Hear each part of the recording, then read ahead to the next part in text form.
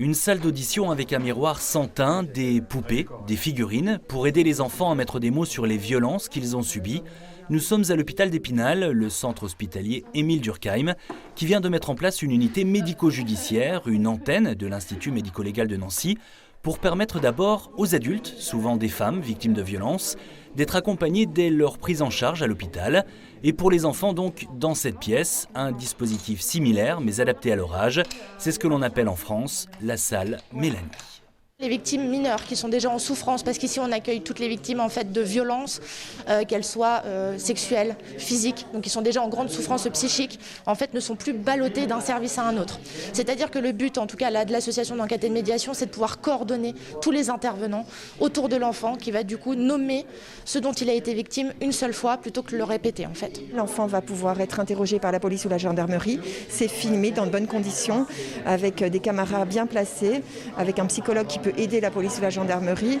Ensuite, il peut être examiné par le médecin légiste, puisque nous avons maintenant un médecin légiste qui est là 5 jours par semaine. Ça, c'est le rôle du docteur Chevalme, médecin légiste donc, qui partage désormais son temps entre les hôpitaux de Nancy et d'Épinal, et entre les victimes majeures et mineures.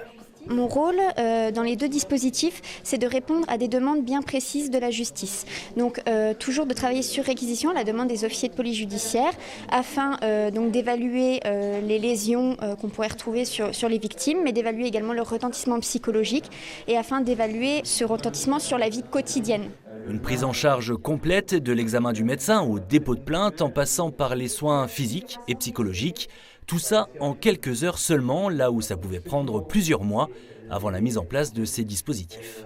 On voit le bénéfice à la fois en termes de durée des enquêtes, de qualité des enquêtes également. Donc il y a à la fois la durée, le contenu des enquêtes et la réponse pénale aussi derrière qui est facilitée parce que plus une enquête est complète, plus la justice ensuite peut prendre de bonnes décisions. Un vrai plus également pour les soignants, le premier maillon de la chaîne qui, jusque-là, voyait régulièrement des victimes rentrer chez elles sans même oser porter plainte, le système paraissant trop complexe. On est aujourd'hui plus satisfait quand on rentre du travail de se dire qu'on a bien pris en charge les patients, à la différence d'avant où on avait une petite impression d'avoir mal fait quelque chose, d'avoir été incomplet.